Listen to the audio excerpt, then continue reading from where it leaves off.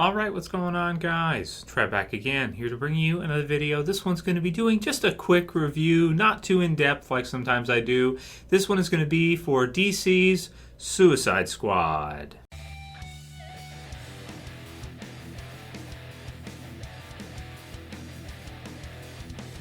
And minor spoiler warning for the movie if you guys haven't seen it yet. I'll keep it very minor. There really isn't much to spoil from this movie anyways.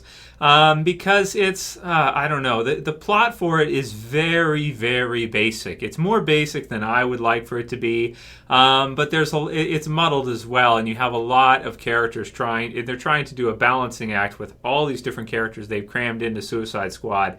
And it's just very convoluted. It's a little bit messy, to be honest with you. And even the way they cut it, the way that they switch from one to another is pretty choppy at parts. You know, you have one scene, you have Waller and she's having dinner and she's talking about the whole concept of creating the Suicide Squad, which is a team of villains that she puts together, forces them to do her bidding, and uses leverage, be it either like a bomb that they insert in their neck, so if they don't do what they're told, then they'll kill them. It gets greenlit, so to speak, by the government and the authorities, and she gets to go ahead with her Suicide Squad, but it quickly sort of turns in on itself because one of the members, the Enchantress, shows that she's too powerful to be controlled, and then is able to break off and use some of her abilities in that to create, to become the big boss, so to speak, the boss villain if this was a video game. And sometimes when I was watching it, I felt like I was playing a video game, to be honest, at parts. Because, I mean, literally, like she has, like, her minions and stuff, and then you've got, like, these big, like, ancient, god things, shooting lightning bolts and all this stuff.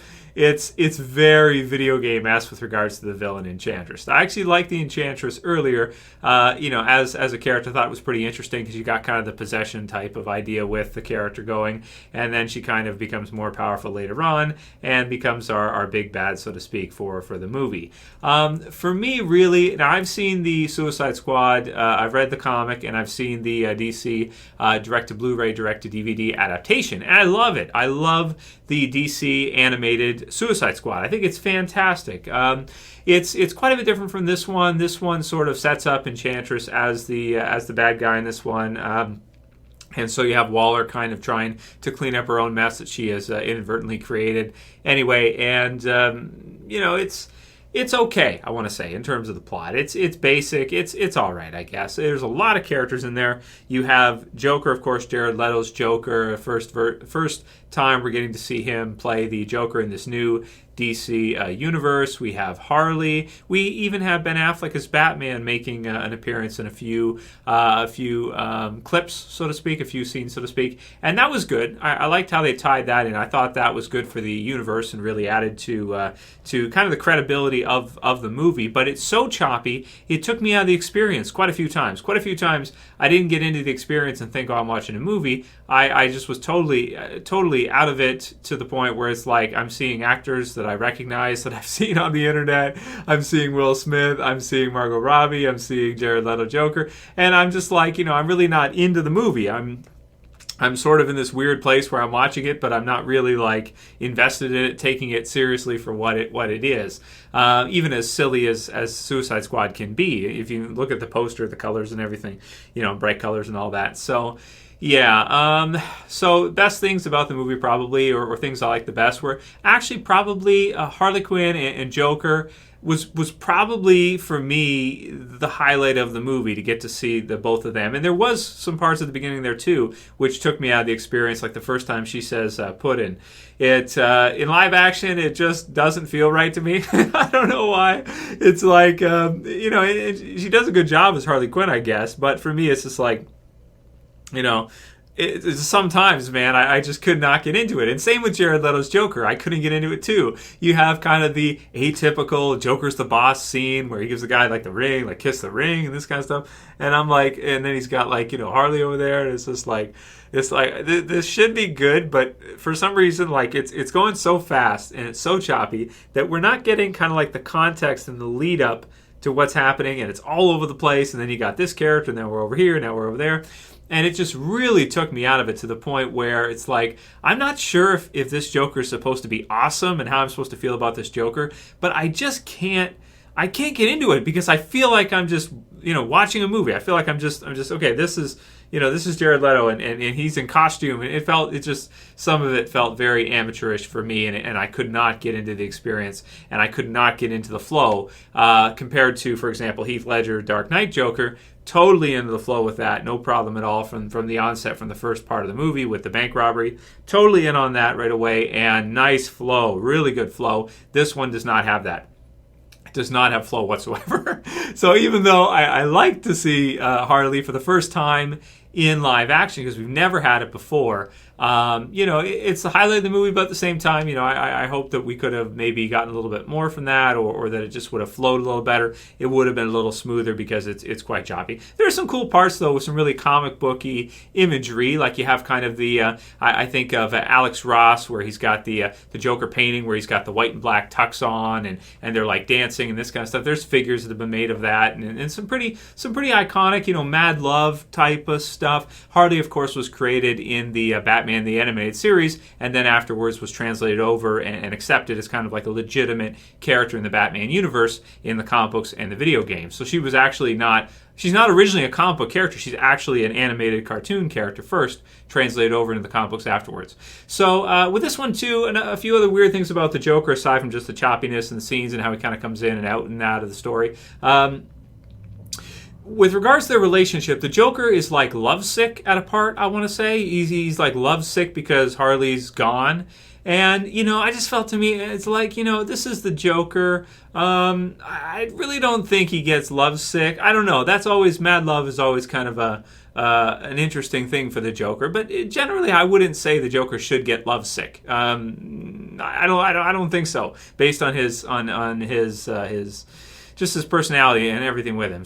But whatever. You can never put anything past the Joker. Whatever he does, I guess, is not out of character. He could do anything, and it would be, well, maybe that's not true either.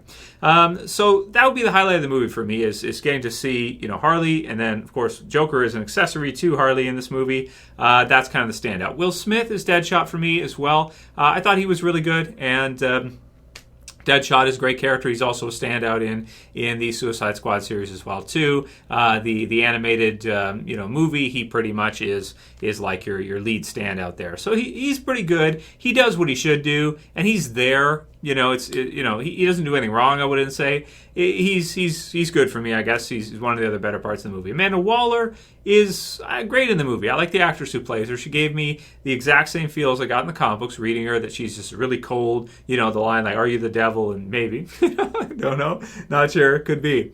And I like that. And some of that stuff was really good with her, and she was really good in the movie, I want to say. So she was good. Rick Flag, I don't know. He's got a thing with Enchantress and stuff. Again, you're adding in a lot of characters that each one have their own things going on, and they're trying to piece it all together and fit it all together. And just like the poster I'm looking at now is like an explosion, the movie kind of ends up sort of like that. So it's okay, I guess. You have Captain Boomerang, who's thrown in there as well too. He's pretty funny, I guess. You have Katana, and then you have Killer Croc, who's thrown in there, and it's like, man, I don't know, he doesn't really. What do you expect Killer Croc to do anyway? You expect him to eat people. You expect him to I don't know, bash a few heads. He's kind of their version of, I almost want to say, kind of like their Hulk or something, even though Croc is not nearly as strong as the Hulk and everything, but you guys get what I'm saying. So, man, I mean, in terms of score for this one, how can I rate this one? I guess I'll give this one like a flat 6 out of 10. It's kind of atypical, not superhero, but comic booky movie, because this is a team of supervillains. It's interesting. It's got a good angle for people that have never seen, or never read it, or have never seen the animated version. But I'd actually even say I like the animated version better, to be honest. It's always cool to see these things translated into live action, because you get the huge budget, you get the explosions, you get the blam, all this great stuff, and you get some good, you've got some pretty big actors in this one, actresses in this one.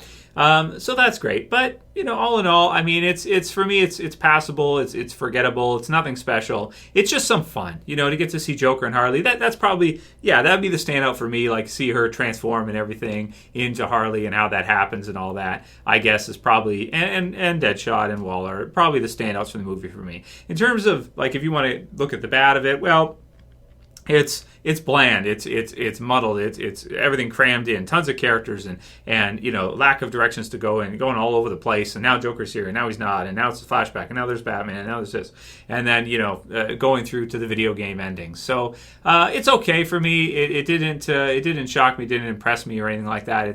It's a lot of what I expected. Maybe a little bit underwhelming for me. Maybe a little bit disappointed. But right now it's DC. DC's having some issues in my opinion right now with their movies for sure.